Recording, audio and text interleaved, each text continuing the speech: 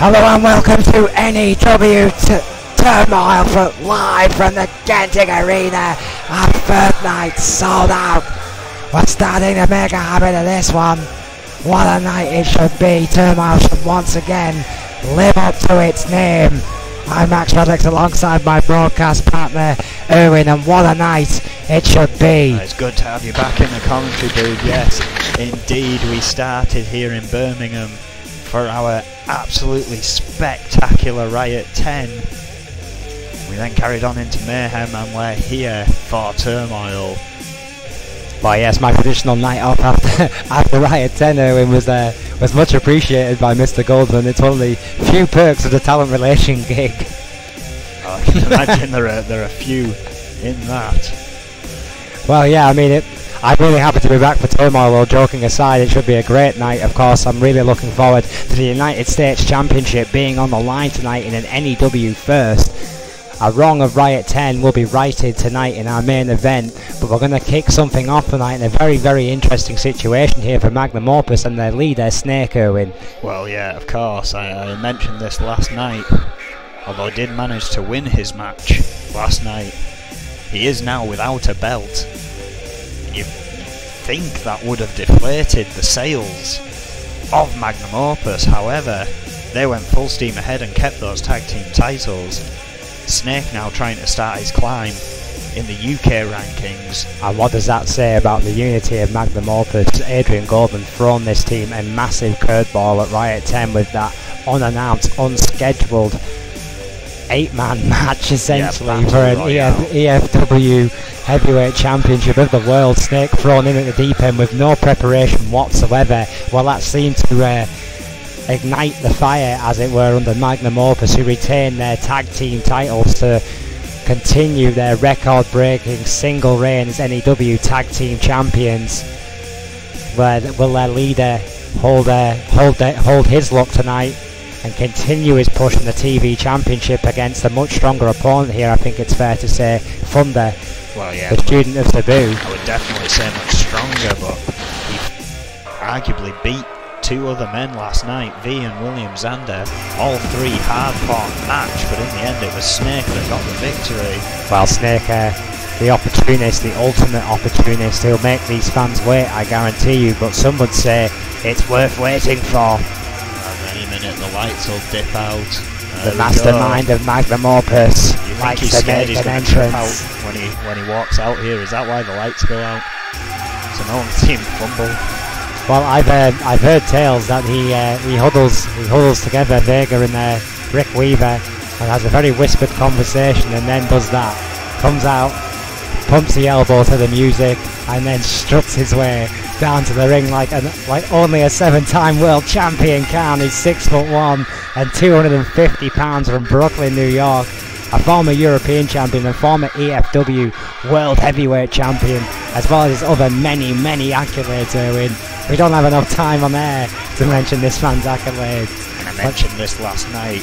What's going to have to sit very badly on the mind of Snake is the fact that it's Crazy Hammer, his nemesis throughout the ages, that now hold that EFW belt. The New Japan legends, Snake and Crazy Hammer, their rivalry stuff of iconic tales of wrestling past. Of course, his first match, we're kicking things off with Extreme Rules.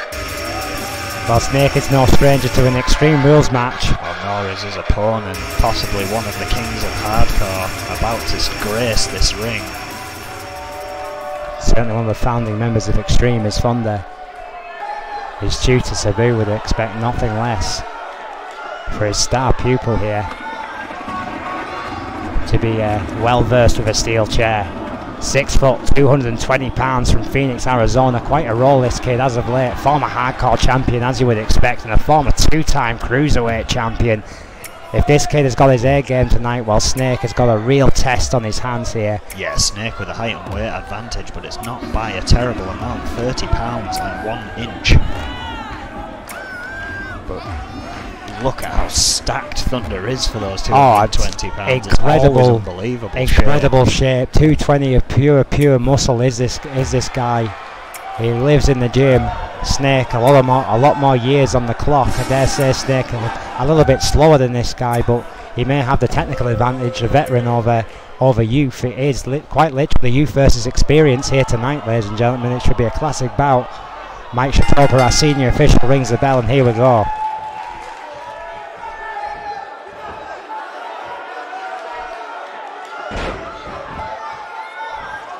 Big knee breaker there by Snake. Kick this one off. The veteran getting the better of the youngster early on here. But, I mean, Thunder's still a young man, but he's been round the block himself in the N.E.W circuit for quite some time, as you quite rightly said, Erwin, one of the founding blocks of hardcore. Yeah, has a decent ring knowledge as well, but has not had any gut wrench overhead suplex, beautiful. Any belt-worthy success as of late, despite flooring several opponents. You would not expect. Jesus.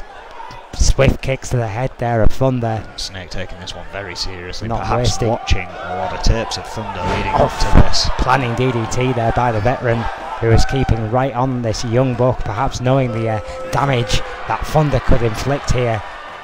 I mean, you think about it, this is our third night here. You've got to think, knowing that they didn't have to travel, some of these men will have taken the time to look at the rankings, look who they could be up against in the future. Well, I mean, you're a ring general like Snake, you're a veteran, Erwin, so if you see a guy who's 220 muscle, I mean, he's technically smaller than you and he looks like he dwarfs you, you're going to hit him hard and hit him fast. Yeah, I've had some matches with Thunder, you're going to have to hit him hard and hit him fast, or he will do the same. That backbreaker on the ring apron, a good example of that. That steel chair, right to the liking of the student of Sabu. What a shot! Yeah, has no qualms of bringing weapons into this. Of course, it is countered by the veteran. rules. Belly to belly overhead suplex. That's more like it on the outside. That wafer thin mat. It's all legal here tonight. And Thunder may be careful what he wished for here. Oh, what a lariat by the veteran right on that steel ramp. Yeah, ducks the first, missed the second. The head of Thunder bouncing off the steel. Right back into the ring. Just as we thought Thunder was going to pick up some momentum here, it was cut off by Snake. Oh, big right hand. Oh, Thunder returning with a huge blow though. Even bigger right hand. Taking Snake right off his feet. A lightning strike right hand, that could be it. Oh, Snake appearing rocked, but managed to get an arm drag. Misses with what I think was a chop block there. Backdrop. Big hang on a second. Oh, wait. What? That's Vega's music. Well, what the hell is Vega doing here? Well, what do you expect? This is Extreme Rules and Snakes in that ring. Well, this is perfectly legal. Vega, one of the members of Magnum Opus, arguably. Oh my word, the ace in the hall.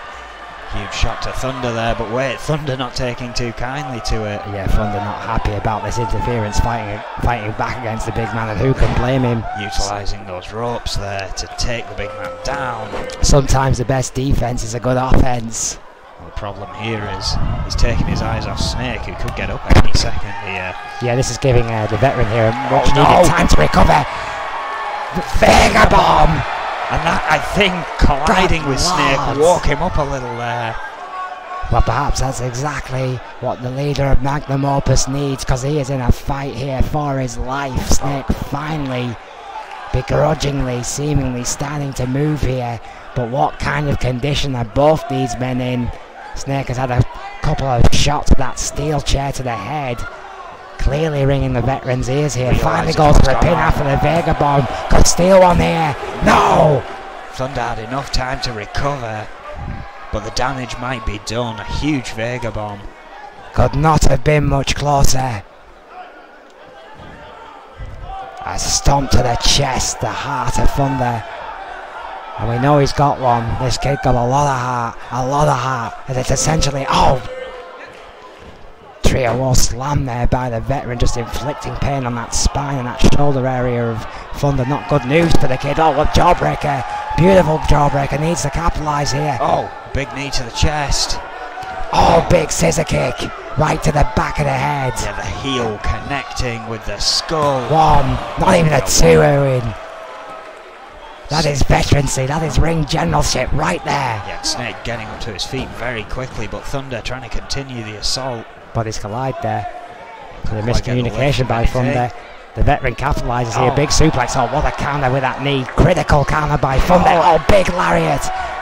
Big lariat. That explosive speed by the student of Sabu. Kick to the spine. And he really is indeed fighting back.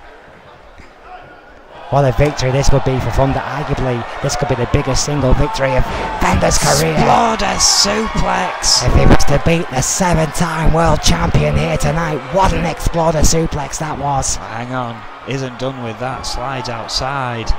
Or possibly unwisely here, going outside, not finishing up the job here. Saw Snake crawling around, thought better than to get any weapons. Well, is that the inexperience, Erwin? Is that the moment the tide turns? Or can Thunder still in control make amends here. for his mistake? What a forearm. Oh no, come on, no. I know it's Extreme Rules, but... Oh, the second time tonight. The backdrop on the ring apron, the hardest part of the ring, has just connected with Snake's spine. Oh, an arm breaker. Just a good measure. He's receiving in agony now, the veteran. Of those two hard shots to the ring apron. Pinfalls and submissions don't matter out there. It all has to take place in the ring, because this is not Falls Count anywhere. Oh! It's a good point, Erwin. Good point. Again. He needs that pin or submission inside the ring. You'll notice that Mike Shatopa has not followed them, as he may do in a Falls Count anywhere situation. Snake now back in the ring, as is Thunder. Well, this is unwise as well. This perhaps is cockiness from the rookie here. Agreed, should not be trying to rile up the fans here when he's fighting someone like Snake. Realised he was up though. Yeah, finally realised, but has he got enough to finish the job? The Thunderbomb! Thunderbomb! That lightning bolt strike! But still is not finished. Snake getting back to his feet, kick to the gut. Thunder strikes! There we go! That could be it right there. 1, 2, 3. No! The Shinsaka wasn't enough! I can't believe it. Somehow, somewhere, Snake managed to kick out of that hellish Thunderbolt, Erwin. Thunder. That Thunder strike, excuse me. With a huge disadvantage after that Vega bomb, has fought back valiantly here, but Snake still has something left in the tank. Somehow got to his feet, but somehow knocked right back down, because Thunder now is sensing blood in the water. Double axe handle right to the knee there, and a kick to the other one. Goes for the pin. Could this be enough? How much has the veteran got left? Not even a 2. Clearly something left. Snake's resiliency. He needs offense here. Almost admirable here. Well, it's the 7-time world champion, Erwin. I mean, he's no slouch. And he's much less retired than we originally thought, let's be honest. I mean, he's a fully active member of Magnum Opus now, as well as their manager. As well as being a wrestler on both rosters. Oh. Both N.E.W. and E.F.W. He's arguably one of the most active men on our roster, period. For a man who we thought was retired, that's not bad going, and he's been on quite a roll as of late. Thunder's done well here, considering the few errors he has made in this match, to still be on top in this match. Exploder suplex! It's like moves like that! It's moves like that, Erwin! Yeah, Thunder utilising what has worked in this match and bringing it out a second time around, much like that backdrop to the apron. High impact offense from the ripped rookie. Oh, and a big knee to the face. Snake is rocked. Snake is rocked and needs perhaps another intervention from Vega, who did not hang around. Perhaps that was unwise by Magnum Opus in this Extreme Rules situation. Chatopa's there. Was it a miscalculation, and did Snake think one would be enough? Well, perhaps, and you've got to imagine after a run-in like that. Very few people kick out of a Vega bomb, Erwin. I know it took tick. Probably being... oh, wait a minute. Oh, there it is! Strikes again! From nowhere, out of absolutely nowhere, that has to be it! No! So Thunder doesn't strike twice in the same place. No, it's not it! 2.9.9! How the hell did Snake kick out again?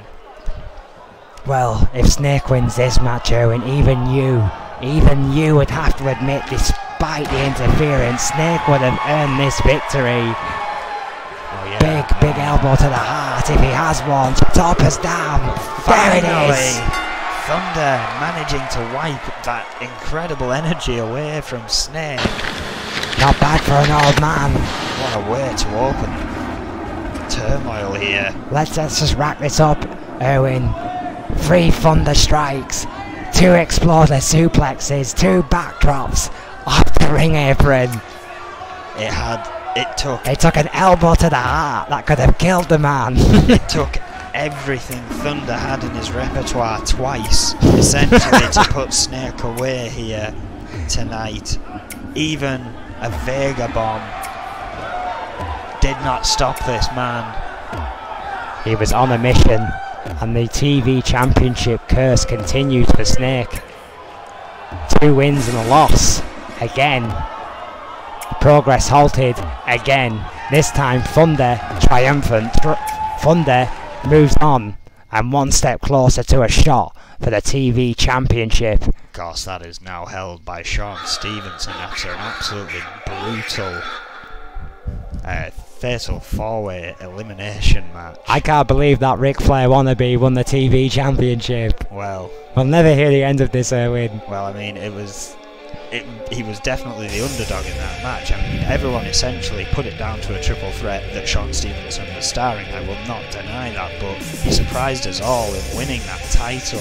Well, they say anything can happen in the N.E.W, and perhaps Sean Stevenson, Erwin, is the he's the poster boy for that expression this week after that win. I think undoubtedly the biggest victory of that young man's career to date. Yeah, definitely, at least since the time of TMDC when he was a tag champion. And speaking of tag teams, we move on into the women's tag division here. It's the search for a new #1 contender for the new champions. Oh well. Well, speaking of the devil, Sean Stevenson. The new champion has arrived. Is that a velvet suit he's wearing? It's a damn nice suit, that's what he's wearing. Well, the only thing I have to say about Sean Stevenson is, Erwin, is that even a blind squirrel finds a nut once in a while. Are you saying that his reign is going to be short as I'm saying it was lucky, that's what I'm saying. Well, let's hear what he thinks.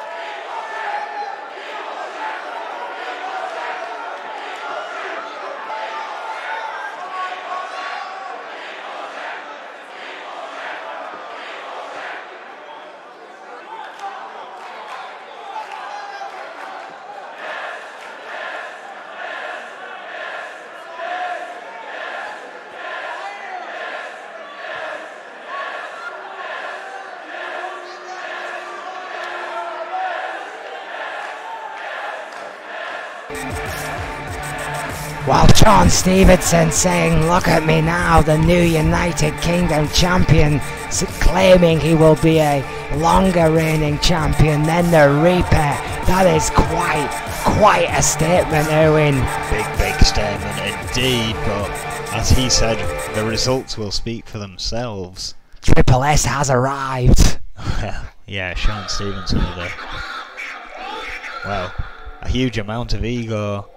He's going to have to back it up before long. Well, I mean, he surprised the world with that big victory to become the new United Kingdom champion. Who's to say he couldn't couldn't become a great one.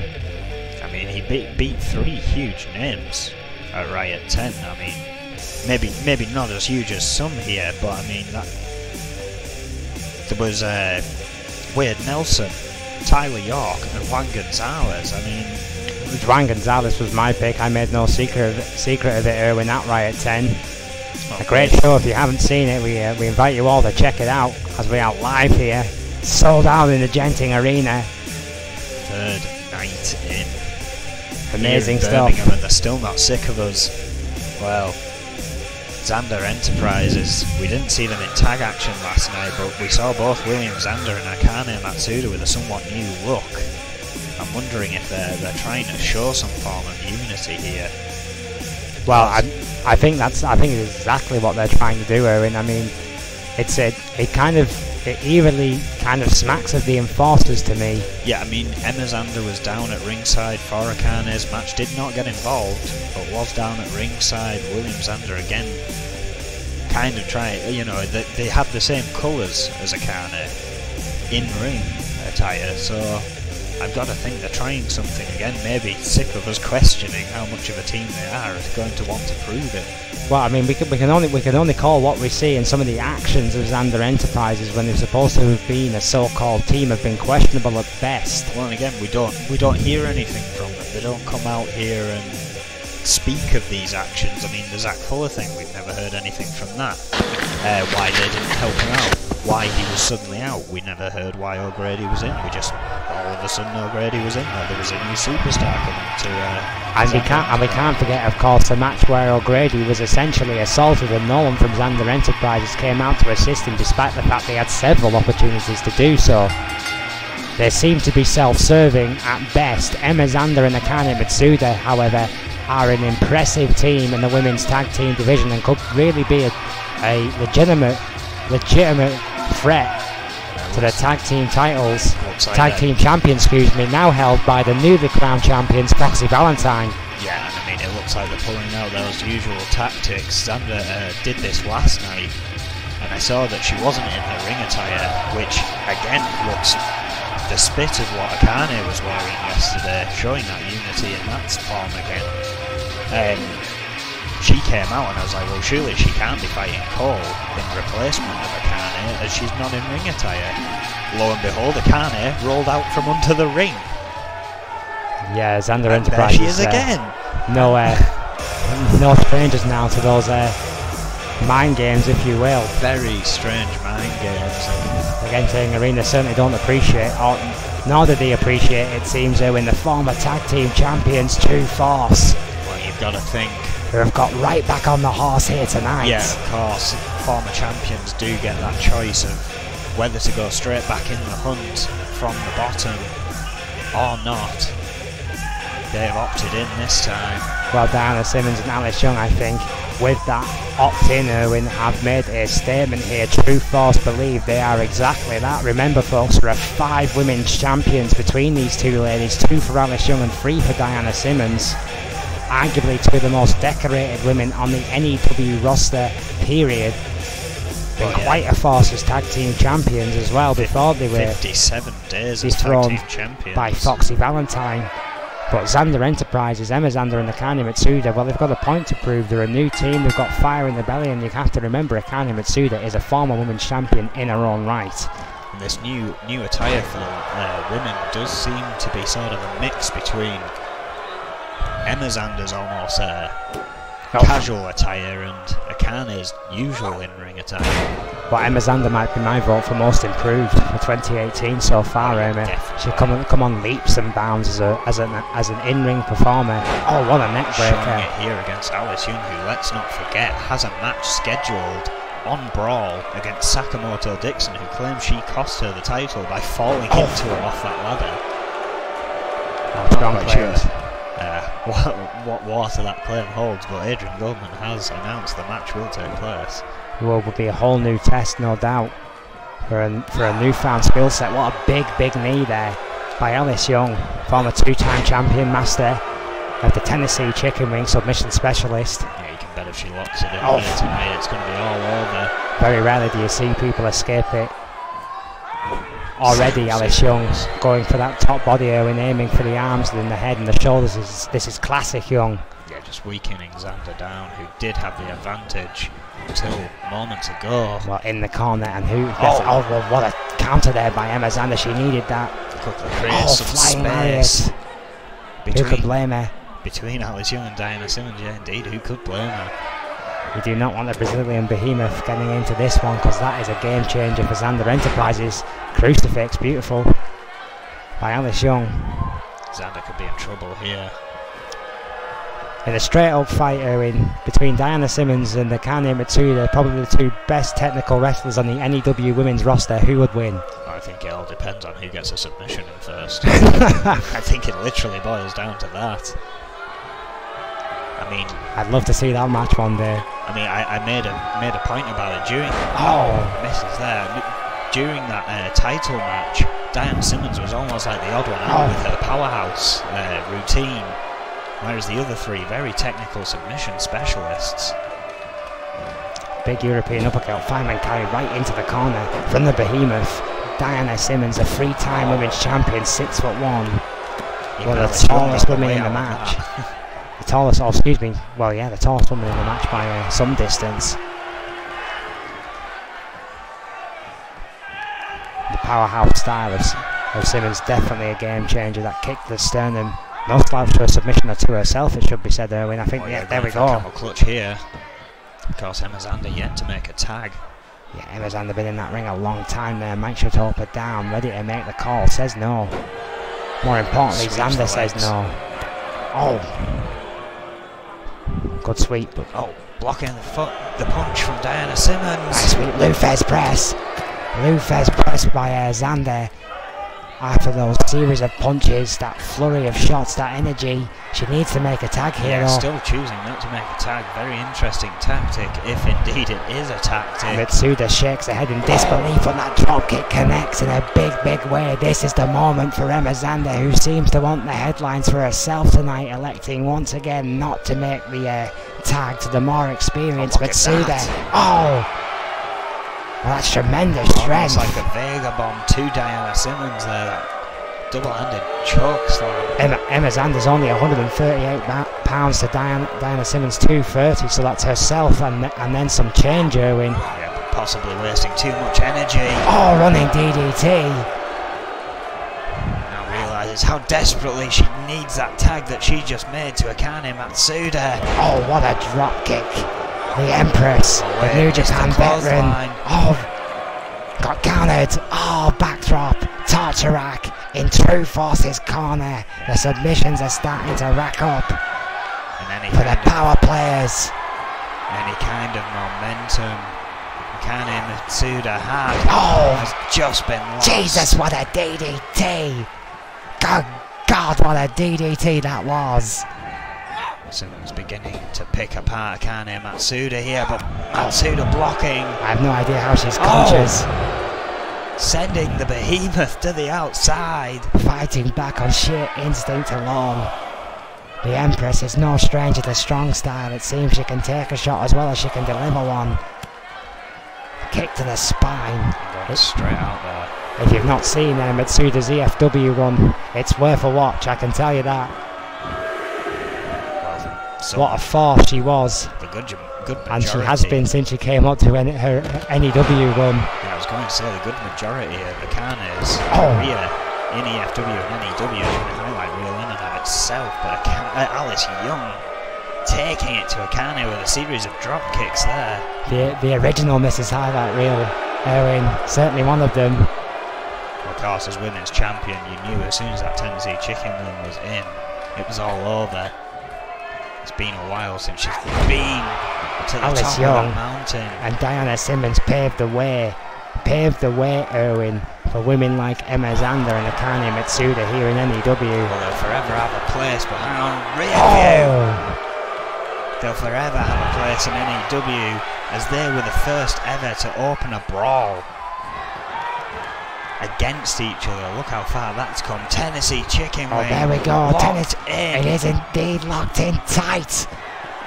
The ropes will not break the hold. Shatopa will call it. And there we go. I think at some point Diana Simmons had gone round and taken care of Emma Zander. Yeah, I think that was just slightly out of our screen, but you're absolutely right. That's a great call. Emma Zander not in her own corner. We suspect foul play, but what would you expect from True Force, who have made quite a statement, getting right back on the horse after that disappointing loss at Riot 10 and picking up a big win here against Zander Enterprises, Erwin.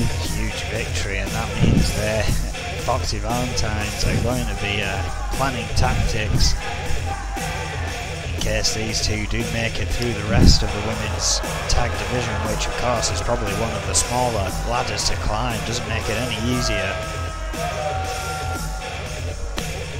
Another great match here in the early goings of Turmoil. But yeah, a great women's tag team matchup. True Force making a big statement of intent once again, as you quite rightly said, Erwin. But I'm really looking forward to our next matchup, because I think it really has some interesting dynamics here. I mean, Casey Judge and Bart Brute, what can be said about both these men? I mean, Casey Judge, unquestionable talent, some excellent success in the past here in N.E.W. Bart Brute thinks himself a bit of a prize fighter. Both Judge, ruthless to the bone. Casey Judge arguably winning his match last night against Franco only with the assistance of the music of Yuri. Let's admit, Yuri did not show up, but his music went off, causing a distraction. From then on, Judge has capitalised in that match, leading him to this one. But these two have gone on before and led for some entertaining stuff to watch. Extreme Rules. This could get ugly between these two. Yeah, you see, in an Extreme Rules situation, though, is one of the things that makes this match more interesting for me, because I don't personally consider Bart Brute a particularly extreme type of wrestler. I view Bart Brute as a bit more of a technician, a bit more of a thinking man's wrestler. Casey Judge is, well, frankly, he's a thug. 5'11", 220 pounds from Des Moines, Iowa. He's a very successful thug at that, don't get me wrong. He's a former European champion, a former Intercontinental champion. Let's not forget, former N.E.W. World Heavyweight Champion. And it wasn't a bad reign either, Erwin. Casey Judge has got the tools. Well, he spent 54 days as N.E.W. champion after dethroning the Monster Vega, who of course we saw earlier tonight in Snake's match. No easy task, and at the time it seemed like no one was able to do it. Eventually it came around to being Casey Judge, but of course since those early title reigns he's not had a huge amount of success here, and it's looking to change things around. I think many would argue that Casey Judge somewhat rested on his laurels after the early success in his career. Bart Brute has, well, he's fought and clawed his way to the very top of this industry, but he is still more revered for his tag team accomplishments than his single ones, and I think that still bothers Bart Brute to this very day, when he wants to be considered a prize fighter. He wants to be taken seriously. Is this man classed as a main event talent now in N.E.W.? 5'11", 230 pounds from Baton Rouge, Louisiana, from the Trailblazers. They've reignited the band. Two-time tag team champion with TMDC, and of course a former N.E.W. World Heavyweight Champion. Titles 3 times with Trailblazers, which amassed them 191 days, and overall he has had 310 days with a tag team belt. Impressive stuff for Bart Brute in the past. In the midst of my introduction, I asked a question there, and is this guy a main event player? He's been in the main event, but I think since he's having to prove his worth once more. He's got the moves, but has he got the touch? Yeah, sometimes he just does not have that attitude that needs to come along with it to stay in the spotlight. He had a neck breaker, hell of a neck breaker there to Judge, missed with a drop kick, and Casey Judge responded with that hard European uppercut. Oh, and there you have it. Extreme Rules, I believe, will favour Judge here tonight. And of course, watch out for that exposed knee of Judge. That's where a lot of the danger of Judge's momentum comes from. Oh wait, hang on a second, that's Troy Webster. Troy Webster with the tag team partner, Bart Brute. The hell is that lunatic doing here? Troy Webster. Of course, this is Extreme Rules. Shatopa can only but watch. Nothing illegal about it. It's a little bit dishonourable, but there's nothing Mike Shatopa could do. DDT. Maybe taking a play out of Vega's handbook here. Well, this could be a much more successful than Magnum Opus's attempt was tonight too. No! Perhaps not. Bart Brute not wasting any time whatsoever after that double arm DDT by Webster Owen. Again, this new sinister version of the Trailblazers clearly clutching at straws here to try and pick up some victories. Unsuccessful against the Fixers last night, not wanting Bart Brute to lose momentum in the singles competition tonight. Picked up a little bit of head of steam, changed his mind on the top rope there. Bart Brute wisely going back to the mat, going back to what he knows. Arm break counter though by Casey Judge, showing Brute he knows how to wrestle too. Runs the ropes. Big clothesline by Judge. Does not want to get into a power play match here. Knee I was talking about right across the face of Bart Brute. Makes me flinch every time I see it. Oh, big elbow from the top. I think Brute might have rolled out of that. Yeah, I think so, using the momentum of Casey Judge to... Oh, what a counter though by Judge. The injury. Oh, wait, Sling blade from nowhere. Jinx. Brute was there. Inverted suplex. What an incredible comeback there from Bart Brute. Tremendous comeback. Death Valley driver. I almost said great minds think alike, but imagine where that rabbit hole leads us. Bart Brute now seemingly has changed momentum. That sling blade has rocked Casey Judge. Oh! Sending him off the apron. I was thinking... Oh, misses with the big kick. What's Judge got to do here? Oh, well, athleticism by Brute there. What a counter. Sweeps the legs. Pure wrestling instinct there by Bart Brute after a tremendous counter on the outside, sweeping those legs of Judge and just the old ground and pound. Nothing fancy about it, but certainly effective. Perhaps now it's spilt to the outside. Bart Brute may be thinking about utilising some weaponry. This is the most impressive I've seen Bart Brute in a long time, Erwin. Every time he's come out in singles action as of late, he has had a fire under him to prove that point, to prove he's a worthy main event player. Yeah, definitely has been on form of late. Of course, Troy Webster lending a big assist early on. Oh, misses with a drop kick. Casey Judge planning to capitalise here. Oh wait, Brute reversing again. Oh, it's a Guri. Sweet.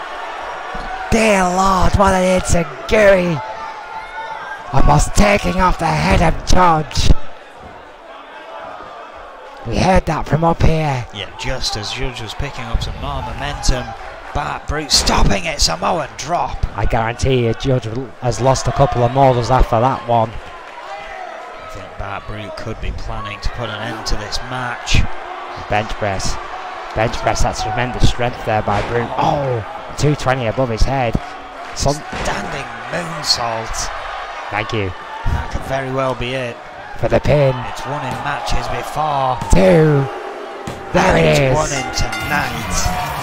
Bart Brute could be one step closer to trying to get my belt back.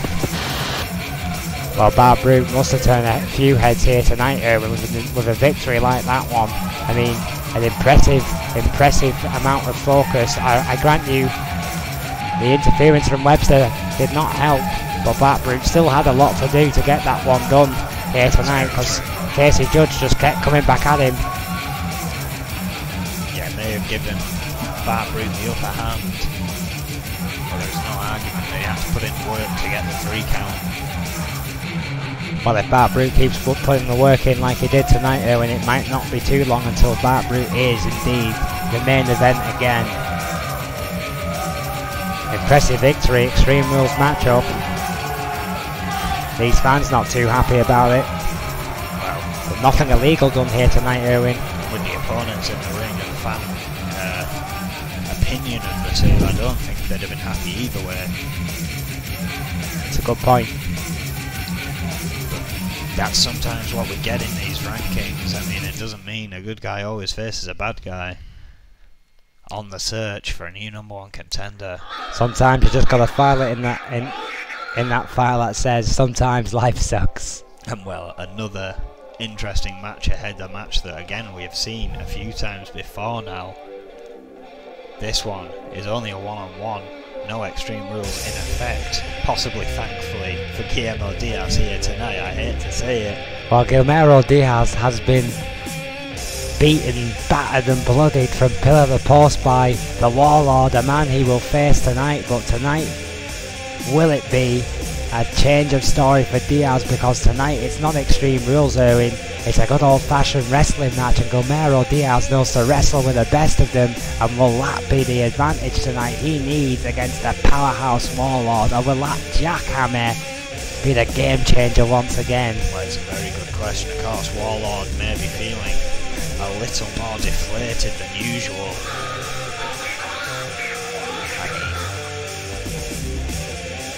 His last match was a steel cage match against Jimmy Falcon, which Warlord himself actually asked for, demanded even, and in the end it was Jimmy Falcon who walked out triumphant out of that steel cage match. So we might be allowed to see a bit of a different mindset from Warlord. Maybe not. He might have managed to shrug that loss off and think tomorrow is another day. Who knows? Well, you know, Guillermo Diaz is a veteran, Erwin. We know that. He's been around the block a long time. He's been attached to Los Luchadores Español, the most successful tag team in N.E.W. from the very beginning. He has seen the five-time tag team champions have come down here to cheer on their associate, it seems. Guillermo Diaz, no stranger to the inside the ropes either. The iconic submission match against Cowboy Roy immediately springs to mind. 5'9", 230 from Durango, Mexico. Guillermo Diaz still, I believe, Erwin, has something to offer to this business, and the Warlord, if he takes this guy with anything less than absolute respect, then frankly I think Diaz could take him to school in a wrestling match. And this is what this is, Erwin, a wrestling match. He may just have pulled out his advantage, accompanying him to the ring. Both members of Los Luchadores, of course, you know they lie, they cheat, they steal. The fans love them for it. You know it. They secretly want to love Los Luchadores Español.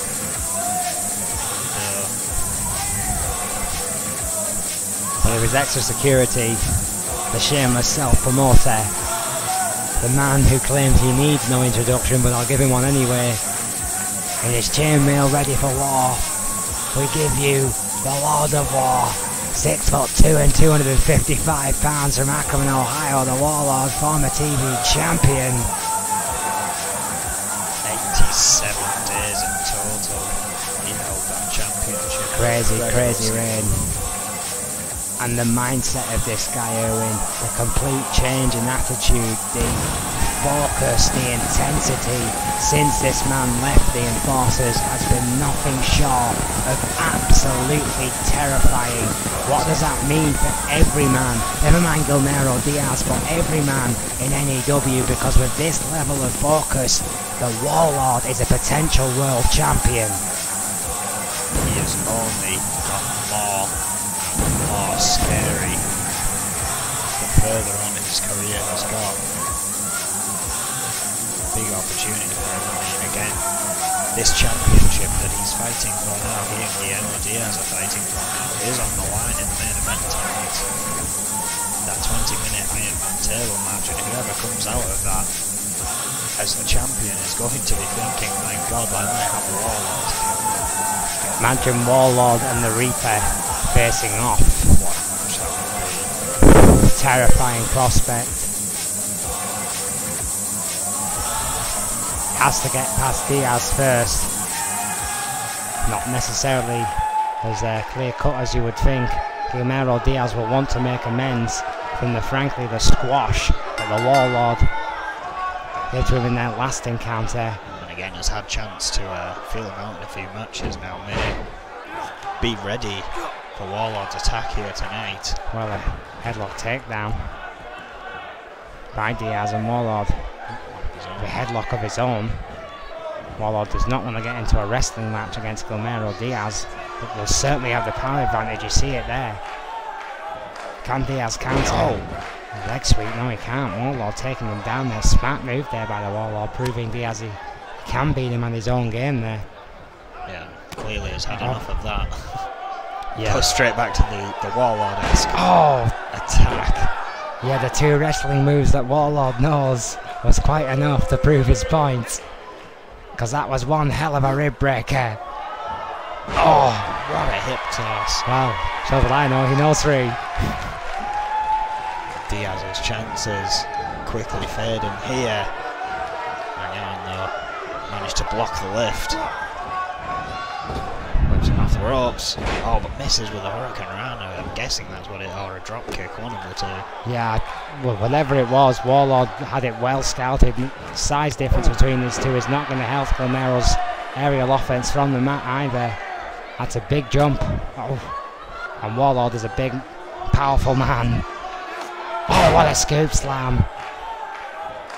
And he can do things like that.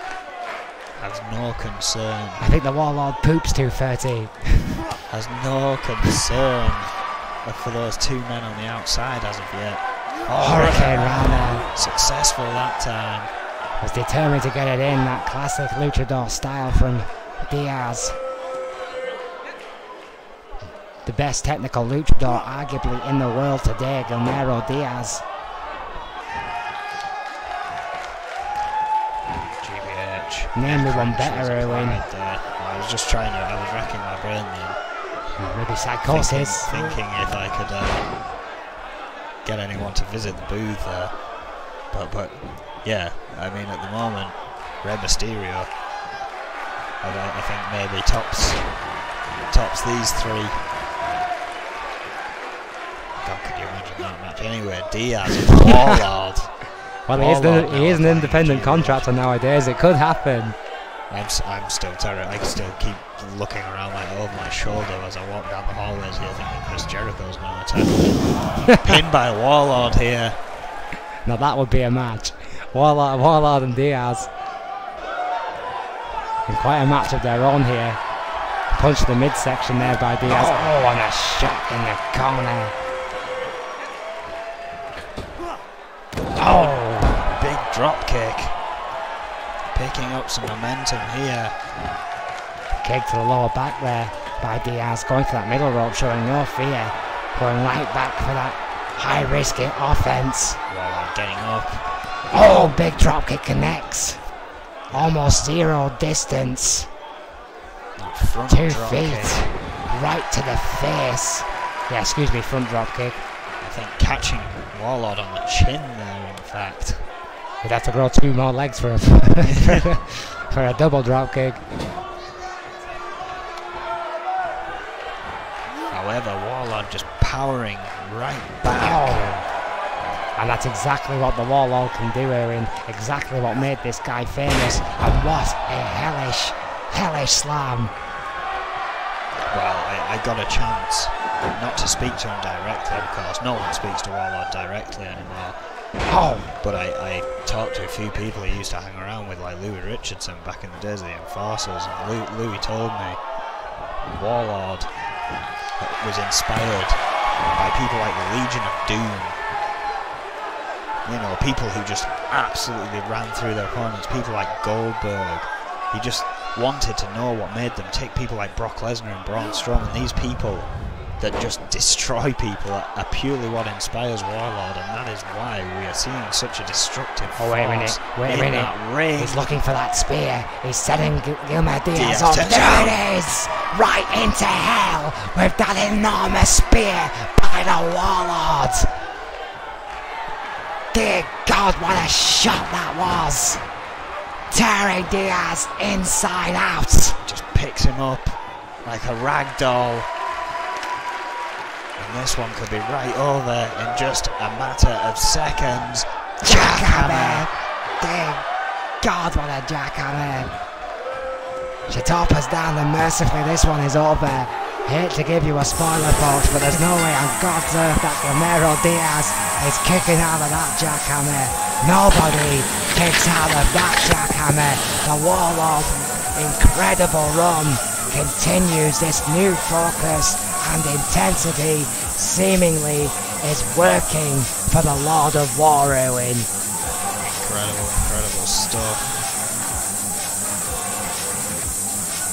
It was almost unsurprising, and again, I didn't want to flatten Diaz here and say he's not going to win. There was always that little chance, but with what Warlord has shown in that ring, just powering through anything given to him, much like those that inspired him. Well, I don't think for one second there in that a respected veteran like Guillermo Diaz thought that he was in for an easy ride here tonight. I think the veteran knew exactly what he was getting himself in for, and kudos to him for facing up against a monster like the Warlord. It never hurts to try, must admit. Hell, if you didn't fight anyone bigger than you, you'd never fight. So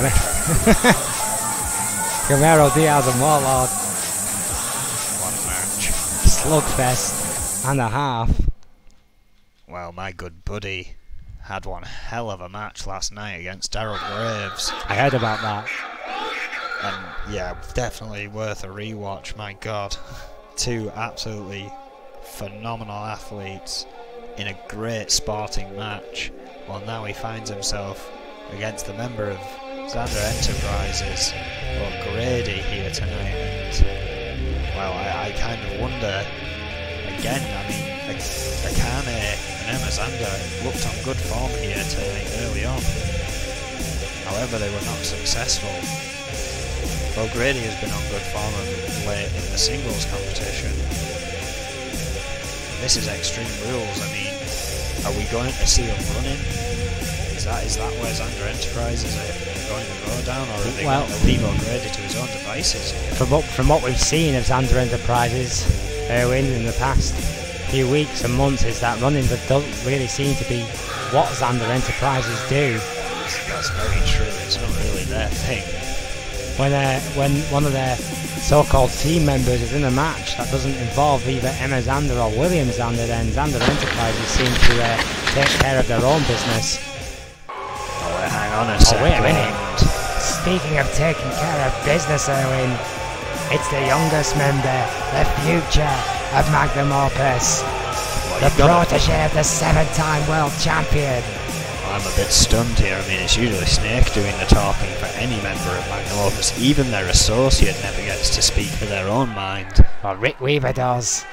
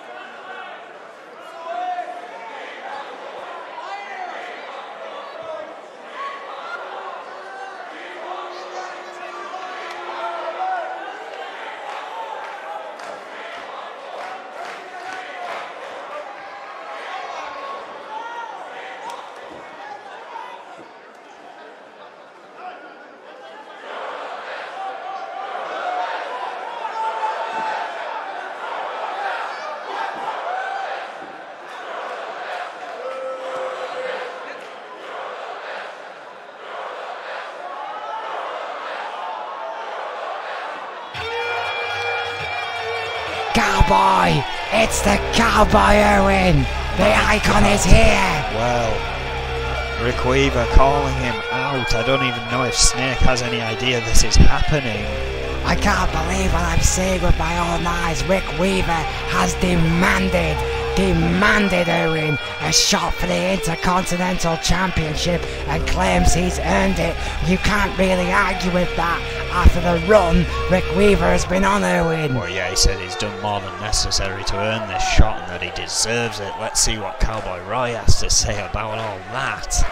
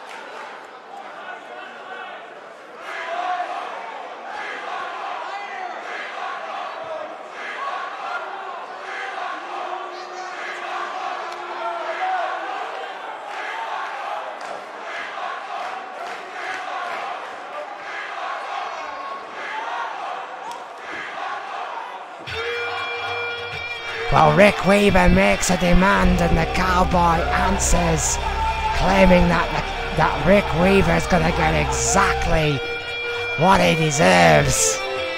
Ominous words from a scary man, Owen. Well, yeah, Roy quite happy to have that match and perhaps teach Rick Weaver a little thing called respect.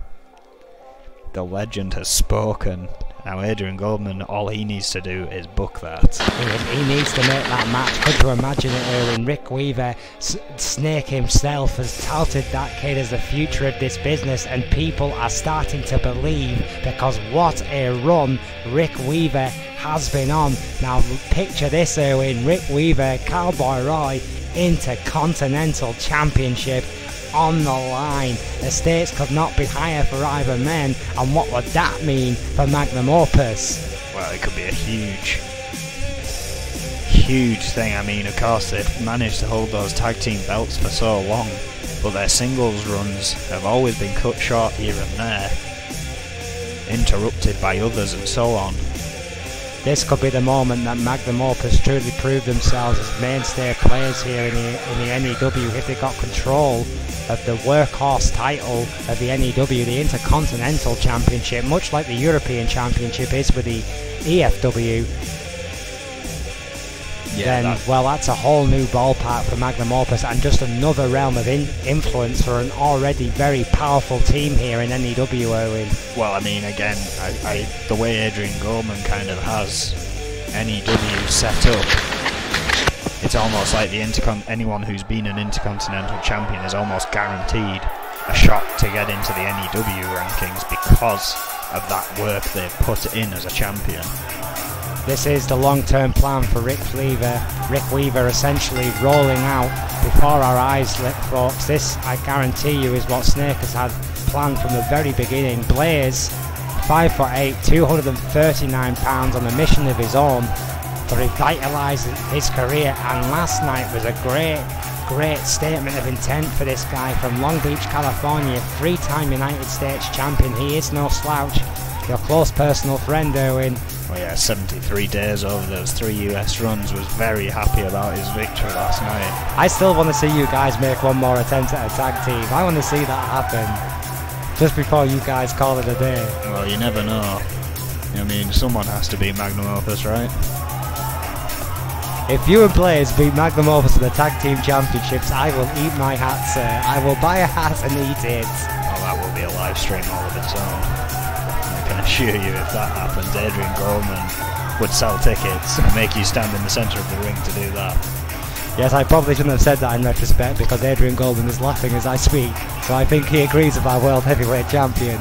Blaze, however, has had a mixed run of form as of late, but last night's showing against Daryl Graves was undeniable. I heard it was one hell of an affair. I've seen the match since. It really is one to watch. And a tremendous performance by this guy.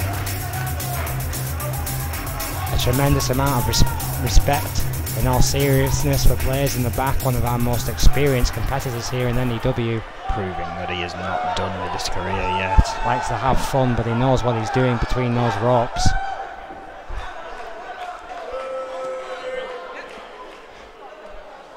And the forebearers of DDP Yoga as well, Blaze. That was a shout out there for DDP. So he got me into it. It looks like O'Grady's had a haircut. Very interesting. And again, that new look of Xander Enterprises. We saw William Xander in that same attire last night. Well, yeah, O'Grady certainly in a slightly more team get-up here. Seems Xander Enterprises are indeed trying to make a statement of unity, no matter how much they refuse to deny or confirm that. 6 foot and 290 pounds from County Wicklow Island, the brawler from Xander Enterprises, a former N.E.W World Heavyweight Champion. And I must say, this is the first time I've seen the big Irishman in the cape, Erwin. Yeah, I think that's definitely a first. Of course, it's a new show of unity, at least via uniform, of Xander Enterprises here.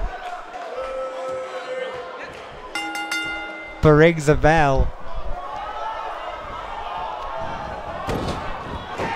Oh, and a big beat to the chest after that vicious run into the ropes, and then No disrespect to your buddy players, Erwin, but I don't think he'll gain too much success if this turns into a power show between O'Grady and Blaze.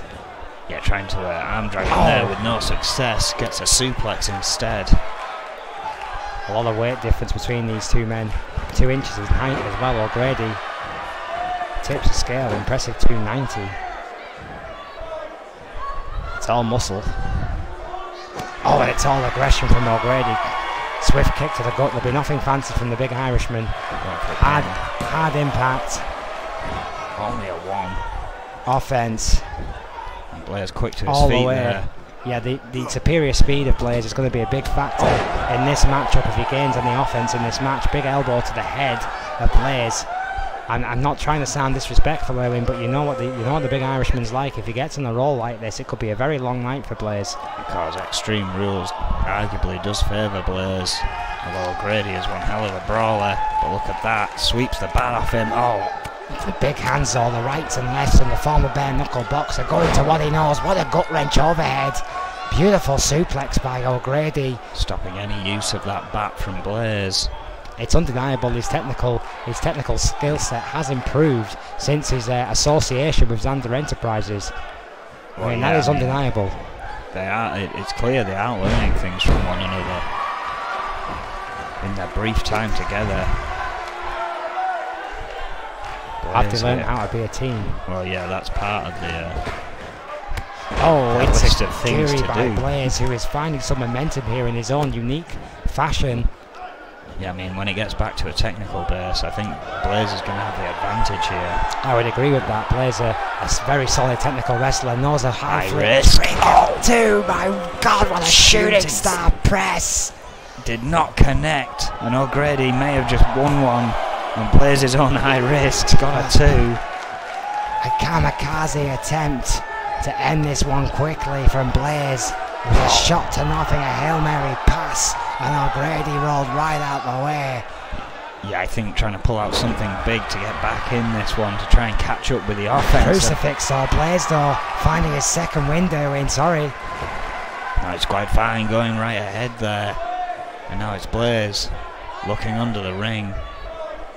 O'Grady's back to his feet. Well, this could get very interesting. Blaze has found another old friend of his, the ladder. I've always felt after Blaze's history with a ladder, he should have been banned from using it entirely, even in these kind of match scenarios. Hang on a second. What the hell is Blaze doing? Playing a bit of cat and mouse here. Well, I'll tell you what he's doing, folks. He's frustrating the big Irishman. He finally gets hold of him now. Oh, and he did not appreciate that. O'Grady did not like the mind games, going right back to work, a much more focused O'Grady than we've seen in the past few weeks. Well, I think Blaze may be working on the stamina game of O'Grady here. It definitely will have the advantage in that realm as well. Yeah, Blaze got that big left arm, that will to win, and the bat, just for good measure, right to the head of O'Grady, wisely throwing it out the ring. And going back out himself. Changed his mind, decides he may need it again. Was that the first mistake that Blaze has made? O'Grady capitalised there. Oh, snake eyes. Yeah, Blaze a little off game here tonight. Another shot, and again with that bat. 3rd time. 4th time, right to the head. Blaze perhaps taken a little aback by the offense of O'Grady here. Oh! We've seen this before. The elbows. And a lariat. Huge lariat. Got all of that. Tackling Blaze to the floor. Now O'Grady, the crazy Irishman, just doing damage to himself. Psyching himself up here. Sensing the end might just be nigh. The job's not done yet. Blaze is a veteran, but he's down. Snapmare there. Oh, the Blaze firing back with one of his own. Blistering speed. Catching O'Grady off there. That headlock. Scissored headlock, excuse me, those big elbows to the head. Bit of ground and pound from himself, Blaze. He knows he might have to get ugly in this one, Erwin. And that is the difference with a high risk. Oh my word, 450 off the ring rope. A springboard 450. And a rolling thunder just to follow up. And I was just about to say, you're about to see something incredible here though, so I'll say it afterwards. Flip pile driver, my God, that's a match ender right there. What a beautiful finisher. Tremendous athleticism. Goes for the cover. No! My God. O'Grady must be the first person to have kicked out of that in a long time. I don't think I've ever seen anyone kick out of that manoeuvre, Erwin. I'm racking my brains as I speak and it's just not coming. That was an impressive kick out by O'Grady. Well, as I was going to say before, Blaze. Guillotine. O'Grady, that split second where he was thinking, what am I going to do next to Blaze? That high risk offensive speed of Blaze was basically, I've already decided what I'm going to do, whether it works or not I don't know, and that is what has gained him the advantage here. Well, I never said die attitude. Kick out. The will, to put his own body on the line. Kendo Has stick. paid dividends, so did the kendo stick, right to the back of the head, goes for the pin, wise move by Blaze, trying to finish this one up. No! A very, very tight 2. Oh, O'Grady now. Shot to the ribs. You can see the big Irishman struggling there in. Slow back to his feet there. Multiple shots to the head. Well, then there's that speed again. What do I do? And Blaze has already decided. He's taking O'Grady to the top rope. Well, there you see Blaze starting to struggle as well. This match has been hard on both competitors. Wait. German suplex. Guards. Right off the top rope went O'Grady. That should be it right there. That is over. No! My God, no! Where is he getting this How is he doing resiliency this? from? I mean, it was shocking enough how long Snake outlasted the assault in his match. Well, anything. But O'Grady is going one step further here, I think. Xander Enterprises clearly has started this night out with a statement, and perhaps William Xander has told his man tonight, do not lose, win under any circumstances. O'Grady will refuse to stay down for a count of 3, but the lack of offense here from the big Irishman must be starting to worry Mike Chitope, Extreme Rules or not. If a man can't defend himself, 1, 2, No! After the elbows to the head, O'Grady is still conscious enough to get those shoulders up. He's definitely conscious, but there's the will to fight back. That question remains. Blaze doing exactly what he needs to do here, staying right on top of the big Irishman. Of course, Rick Weaver goading the cowboy into a match means that these two will climb to possibly a new champion if Rick Weaver gets his way. Another great rolling thunder goes for the Surely pin. that's it now. Yes, Finally that's it it. is. That final rolling thunder finally knocked the last bit of wind out of a defiant O'Grady. I mean, Blaze had the offense for a good long time at the end there, but that was hard fought to actually finally put him away for 3. I mean, that flip pile driver should have been it. A German suplex off the top rope, and then another rolling thunder amongst more other moves to get the win there. The springboard body splash. Oh yeah, that one. So much offense from it. Fired up Blaze, proving that there's plenty more left in the tank from the 3-time United States champion. What an impressive match that was. And I don't know how we're even going to manage to top that as we move into the main event, but you can bet that's going to be just as bloody. It will be bloody, it will be brutal, and it will be the United States Championship. But this moment is not about that. This moment is about that man and his final road to redemption. Incredible stuff from Blaze here. Will it be the Intercontinental Championship? There's still work to do for Blaze, but 2 big wins in a row is a great way to make a statement in that division. Yeah, I mean, as it stands now, my tech monkeys are telling me he is rank 6, which is tied with the mechanic. I mean, that's nearly midway If he can get another victory, he'll be up to 5. Well, nearly midway was almost an impossible dream for players a few months ago. His incredible turnaround in form is a great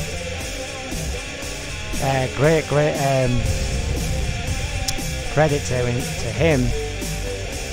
But we must move on, Erwin, to what will be a brutal, hellish main event for the United States Championship. There is no other word for it. It really will be demonic. Well, truly demonic. All 3 with their own reasons to be in this match. Of course, we saw a brutal 3-on-3 tag table Iron Man match at Riot, which we didn't expect. We thought that was going to be the United States Championship, but apparently Adrian Goldman wanted people to prove their worth, and these 2 did, to face the champion tonight, the former champion, and the man who is trying to prove his career is not done here in N.E.W. and has done incredibly well to get this far. Absolutely, plenty of life left it seems in JC, but Brad Morse with his trademark silent start to his walk down here, 5'10", 240, always likes to gauge the reaction of the N.E.W. faithful does Morse. Greenwich, Connecticut, a 2-time United States champion, held that belt for 193 days in those 2 runs, and then the Reaper took it all away from him. Well, absolutely. I mean, the Reaper ending one of the best United States Championship runs in recent memory. Brad Morse, seemingly unstoppable until that moment, was a great United States champion, and is haunted by that loss. Believes he can beat the Reaper, resents the presence of Jeff Collins. Wanted a one-on-one, but Jeff Collins has earned the right to be in this match, to get his shot at the United States Championship. The respected trainer in EFW, and let's not forget, and still a great professional wrestler, Erwin. Yeah, I mean, Jeff Collins, he has proved that fact. Yeah, definitely proved that he is still in the game here in N.E.W, but with these 2 men he's up against tonight, it's going to be tough for him to become champion. He's going to have to pull everything he's got out of the bag here tonight against these 2. Could you imagine if the Reaper lost this match tonight? That would only ever be his 2nd recorded loss since he joined the company. Well, and it'd be the first time he'd be without a title here, but let's not forget what happens if he wins as US champion. The first time ever, he will be allowed to start progressing through the Intercontinental rankings as well. Potentially the Reaper could become a dual champion once again in N.E.W. That is still technically a possibility. Well, yeah, but of course, 20 minutes later, this could all be a different story. Who knows here tonight? I mean, this has got to be one of the toughest challenges, maybe not in numbers, but I mean, let's not forget, these 3 went at it on Sunday. That's not in a 20-minute Iron Man table match themselves. Before getting here tonight, that's not a lot of rest time after a match like that to go back into one. It's a very good point, Erwin. Collins 5'10" and 2'9" from Leeds, England. It's for the record, and the Demon of Fleet Street, the United States champion, has arrived. A scary individual, no question, Erwin. What will it take to beat this? Well, is he a man? That's the question. I mean, he had never been without a championship since his debut in EFW. Managed to get over here and get the UK Championship before losing the EFW Championship.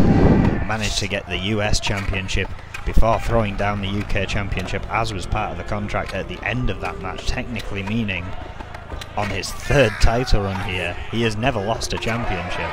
An amazing statistic. Without, should I say. He has lost the EFW Championship, that was a loss.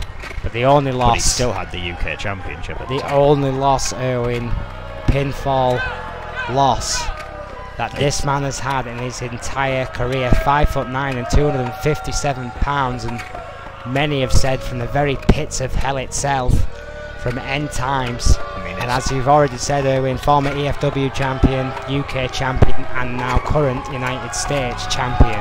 70 days with the EFW belt, 92 with the UK, and currently has held the US belt for 19 days, and already has a huge opportunity to move into the Intercontinental rankings if he wins, of course. This being a very unique contract he's been given by Adrian Goldman, if you will. That's over 180 days as a champion in different divisions, Erwin. It's insane. I mean, crazy. No wonder Adrian Goldman's saying, yeah, of course, you deserve these opportunities that are quite unique. I mean, you can't argue with a success rate like that.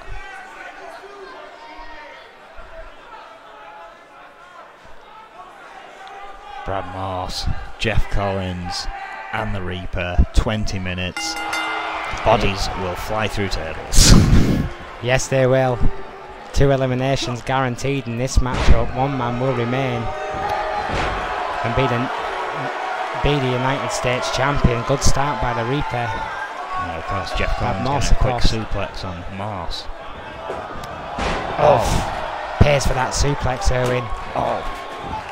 A hard lariat by Morse, but receives a hard DDT for his trouble right onto, I believe, a steel chair there that the Reaper's brought into this match fast, who's not stranger to weapons. And of course, thinking about it, the Reaper has the advantage if it's a draw. If no tables are put through, then it will be a draw, and he will retain.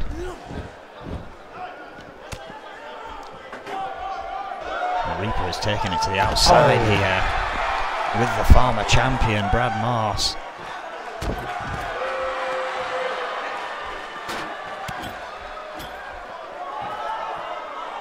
Well, yeah, the Reaper taking his time with the former champion. Perhaps he sees Morse as frankly stiffer competition than Jeff Collins. But I think if he underestimates Collins, he may do so. May have spoke too quickly there. Yeah, I mean, just as Jeff Collins was trying to get involved in that outside kerfuffle. right into the ring post. I feel like kerfuffle was pretty much the right word for it. It was back and forth. Well, Brad Morse has the champion back in the ring where that table has been set up by Jeff Collins. Yes, he does, Owen. And could you imagine the uproar if the Reaper was the first man eliminated in this matchup? Jeff Collins looks for the suplex, misses the table. How close was it though? How close was the Reaper? Which man will get that first point?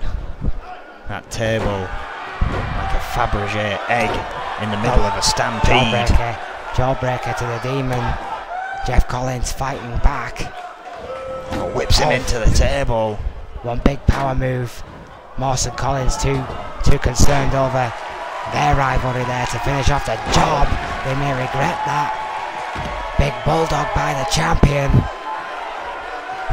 Back on his feet, never down for long, quick as a snake, twice as cunning. The Reaper really is the real deal. A terrifying prospect has in just N.E.W. cleared the ring.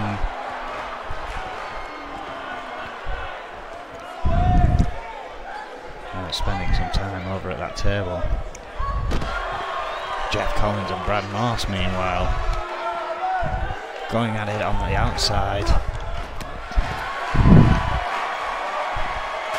The Reaper brings another chair into the ring. Interestingly enough as well, collapsing that table.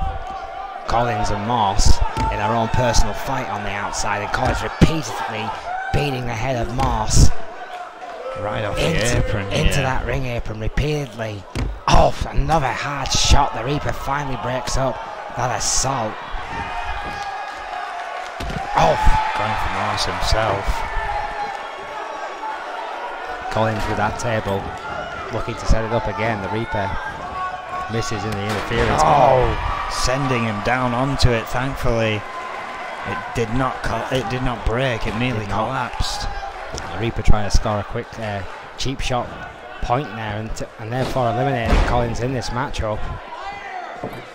Remember, 2 men will go through that table tonight. Of course, we do have a 20-minute time on this matchup. Oh yeah, there's Iron Man. So you have to remember, folks, if in the unlikely event of a draw, the Reaper will retain. Jeff Collins getting the better of the Reaper there.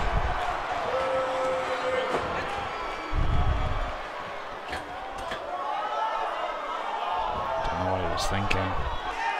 He's giving the Reaper enough time to get back in the ring. Jeff Collins clearly in two minds of his next course of action, as Morse was on the outside and the Reaper was on the in. The Reaper capitalising. Now Morse and Collins finally may have realised that their best chance in this one is to focus on the Demon. Collins, however, getting hold of Morse. Oh, hang on a second. Morse reversing though, chop block. Well, I think the minute Brad Morse agreed to the so-called plan of Jeff Collins changed the plan and is now paying for that against Morse after that chop block, that big club to the back. Absolute bruiser is Brad Morse. Oh, what a T-bone suplex, barely missing that table. Morse is down though, expending a lot of energy there. Oh! Well, 5 minutes gone, Erwin, and all three men are still in this thing. The Reaper though with bad intentions here. Oh, narrowly missing that table. Again, narrowly missing. And first elimination seems to be between Collins and Morse right now, quite frankly, because the Reaper seems to be on the roll. What a suplex again to Morse, again, barely missing that table. Arm wrench here, going back to the corner, but Jeff Collins breaking things up here. Saving Brad Morse there, but then basically batting Morse out the way to get towards the Reaper. That could have been a mistake. Brad Morse didn't appreciate that, and I think that was definitely a mistake. That gave the Reaper that moment he needed. Oh, what fall away slam. Overhead fall away slam by the Reaper. Tremendous amount of strength being shown there by the Demon. Oh, what a shot. Right hand. Standing Uranagi from nowhere. Collins in huge trouble here. Hell's Fury itself from the Reaper. That standing Uranagi delivered with vicious intent.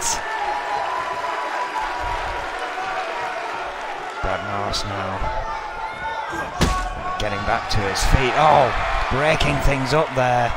Yeah, Brad Morse again preventing the Reaper from doing any serious damage with that table. But again, the short-lived alliance between Morse and Collins is not helping their chances against the Demon. But again, Morse fighting back that speed.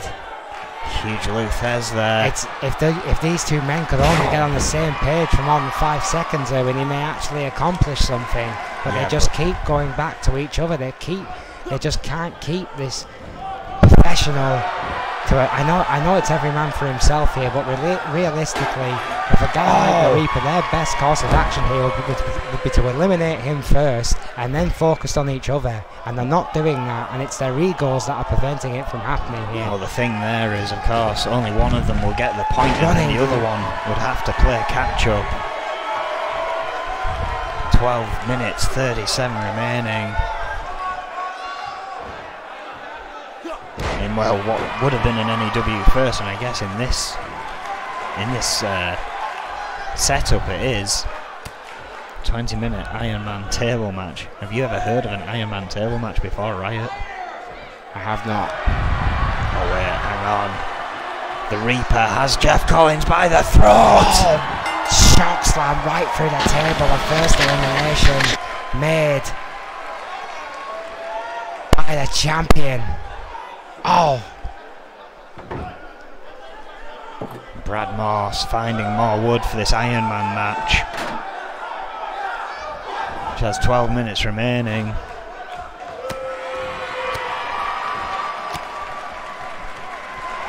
The Reaper with a point.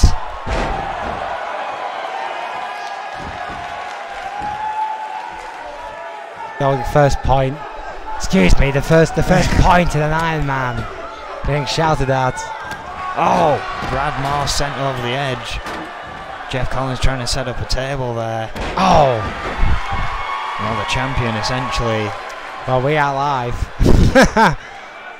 decimating his opponents here, trying to keep them away from tables. Whilst he has the advantage, because of course, even if one of them sends another, not even the Reaper, through a table, now it'll still be a draw and the champion will retain. A hard shot there by the Reaper. Brad Morse finally recovering enough to go right back to the champion, the only man so far to score a point here. Iron Man rules apply. 11 minutes left on the clock, and now Morse and Collins have everything to do. Oh, the Reaper reversing there though. Kick to the face of Brad Morse and slamming him down onto that table. Just high impact offense by the Reaper. That's legs up, those legs of metal. Oh no, Dominator right onto it. God! That was just not necessary. The legs and chest of Brad Morse bouncing off those legs of that table.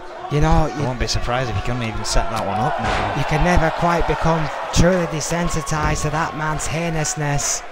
The Reaper is a vile human being.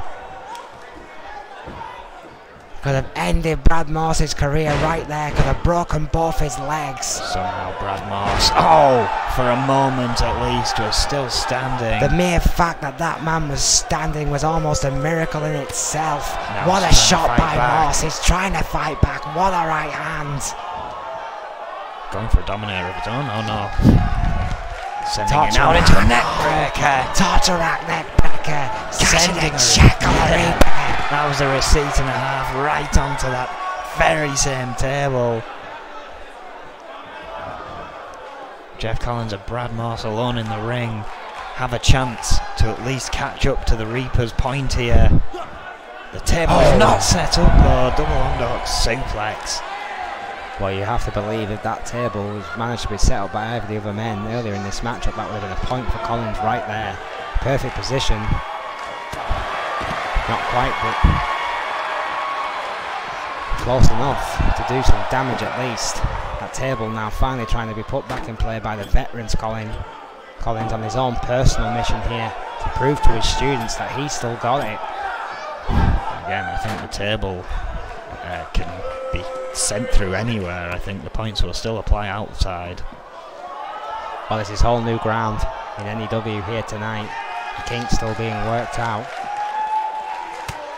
Jeff Collins looking to go after the champion here. To us as it is to you. A world's first as far as I'm aware. Right here live tonight. Genting Arena, third night sellout in N.E.W. Turmoil. We thank you once again for joining us. Our main event, where have you been? What a hard lariat by the Reaper. Once again, stops Jeff Collins from setting up that table in the ring here. Oh, reversal though. Great reversal by a sound technician. Oh, there we are, that enziguri kick right to the midsection of the Reaper. Maybe a little bit low, but it's Extreme Rules in this one. Oh, no way. And no way is he going to manage to do this. Not to the Reaper. Full wins or not. What a technician Jeff Collins actually is. Oh! Well, shades of William Regal and the British Bulldog. The wins are not. But too much time showing off. The Dynamite Kid will have been proud of that one.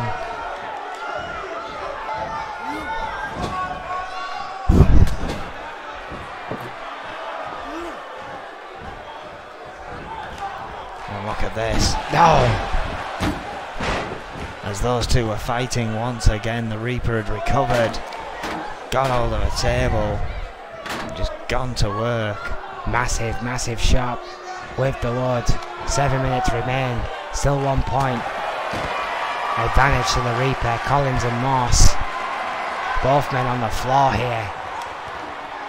And both men arguably now in trouble at the hands of the Demons. Surely he can't continue a all-out assault on 2 men at once, Erwin. You would wonder. Surely even that is beyond this man.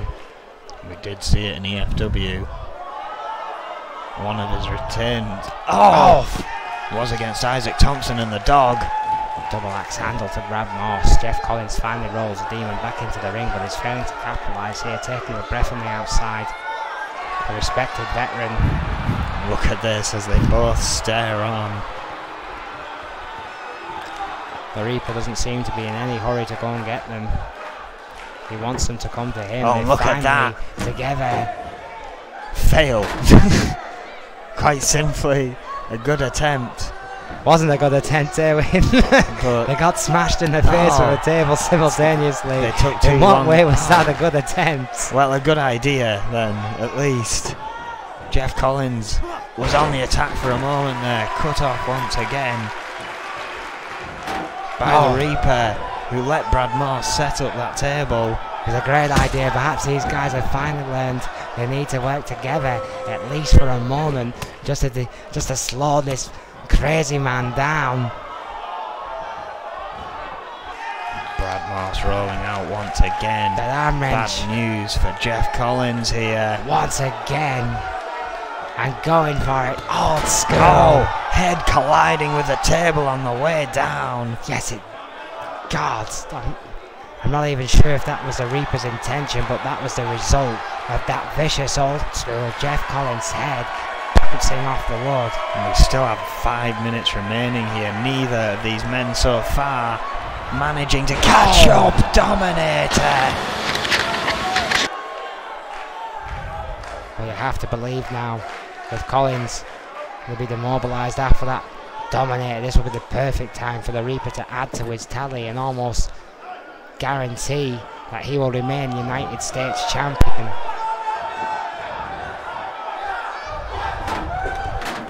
Attack to Moss. Well, there you are, Moss with one of the best cardiovascular systems in N.E.W. today.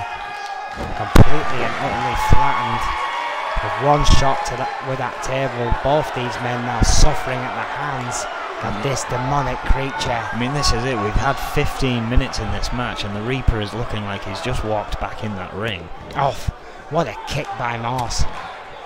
Yeah, no signs of being tired, no signs of slowing down, and Brad Moss valiantly trying to fight back. 2 free shots to the Demon, but not enough. What a shot with a table by Collins, taking it up a notch, using that weapon.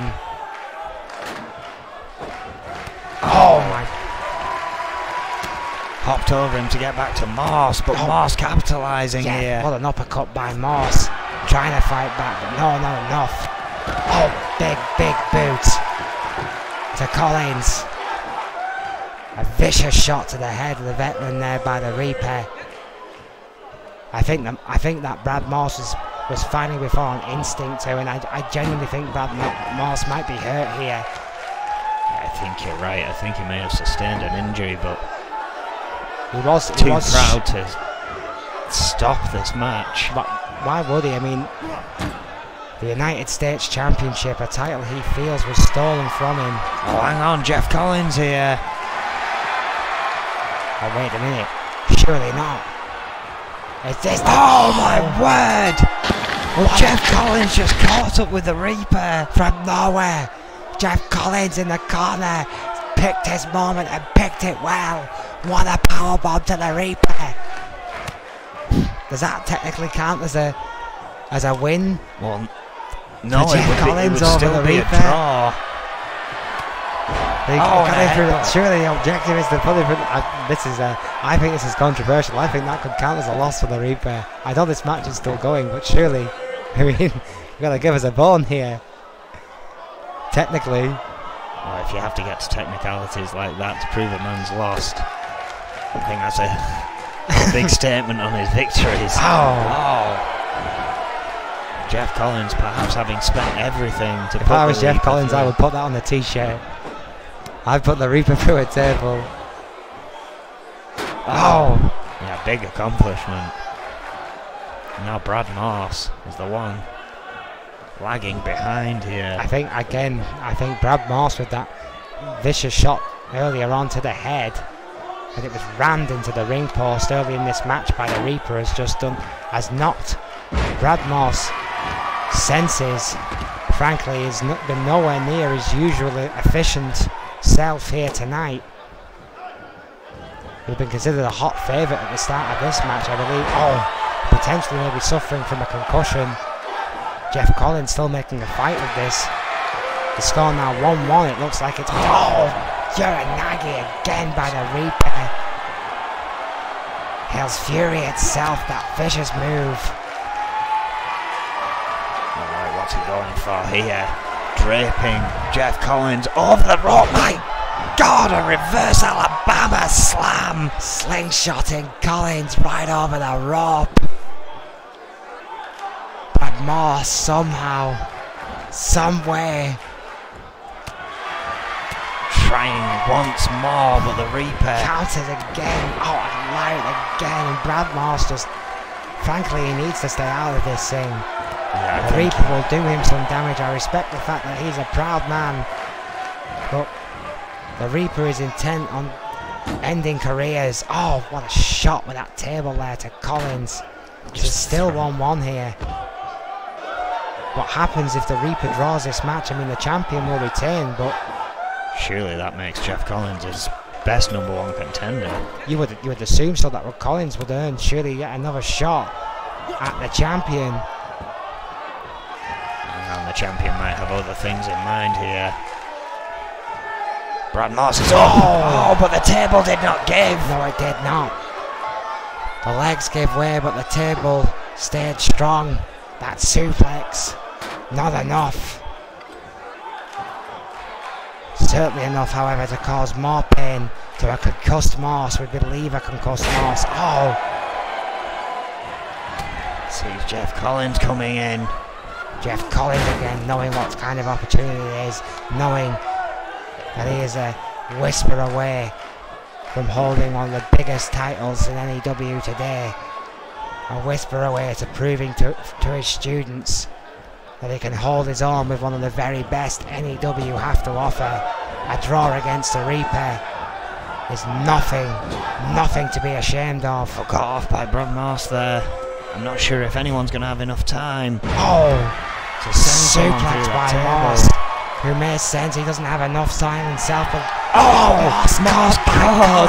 Well, at least got that in before the match was over. Moss cons to Collins from nowhere. But it is a draw, but that does mean the Reaper retains.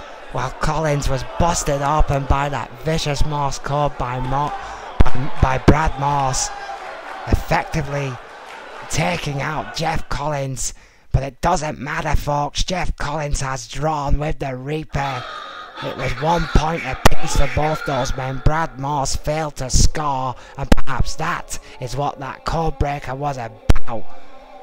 The Reaper retains, but what a dramatic end to Turmoil, Owen. Well, yeah, and we can only wait to find out more on Whiplash. midnight BST, because apparently since I was a kid, GMT now means a whole different thing. We will see you there. Good night. Good night.